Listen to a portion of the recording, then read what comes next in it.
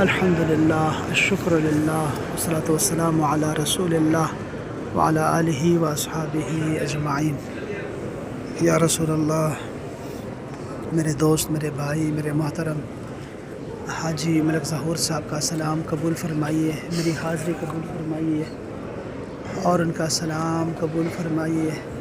وہ ہمیشہ ہر روز آپ پر درود و سلام پڑھتے ہیں۔ یا اللہ، اپنے حبیب کے طفیل ان پہ خاص رحم و کرم فرما، خاص فضل فرما، احسان فرما، اور ان کو اور مجھے اس گھر کے زیارت نصیب فرما۔ یا اس در کے سلام ہماری زندگی میں بار بار آئے، اور تیرے گھر کا طواف کرنا اور صفا مروہ پہ سعی ہمیں دونوں کو یا اللہ نصیب فرما۔ یا اللہ، اس خوبصورت گھر میں اپنے بھائی ملک صاحب کے لیے خصوصی دعائیں مانگ رہا ہوں۔ یا اللہ قبول فرما، ان کی تمام دلی حاجات قبول فرما، ان کی نیک تمنائیں قبول فرما میرے مولا۔ تو ان سے بھی راضی ہو جا، مجھ سے بھی راضی ہو میرے مولا۔ رسول اللہ، یا رسول اللہ، یا رسول اللہ، یا حبیب اللہ، ملک صاحب اور میرے حق میں شفاعت فرمائیے، سفارش فرمائیے۔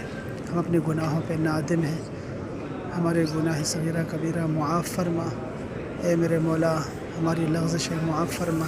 تیرا وعدہ حق ہے اور تو سچ ہے، تو حق ہے۔ یا اللہ، ہم دونوں کی خطاؤں کو معاف فرما، دنیا اور آخرت کی خوشیاں ہمیں عطا فرمانا۔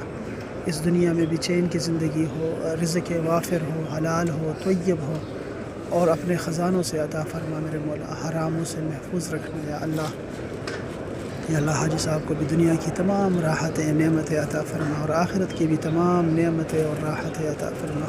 مجھے بھی یا اللہ اپنے غلاموں میں رکھنا، اپنے رسول کے غلاموں میں رکھنا۔ یا اللہ، حاجی صاحب کو بھی وہ دن دیکھنا نصیب فرما جب جنتوں میں تیری رضا کا اعلان ہوگا، اور یہ اعلان ہوگا کہ اپنا دیدار کروا رہا ہوں۔ تو یا اللہ، وہ خاص دن جب اپنا دیدار تو عطا کرے گا، یا اللہ حاجی صاحب کا اور میرا نام ضرور اس میں شامل رکھنا میرے مولا۔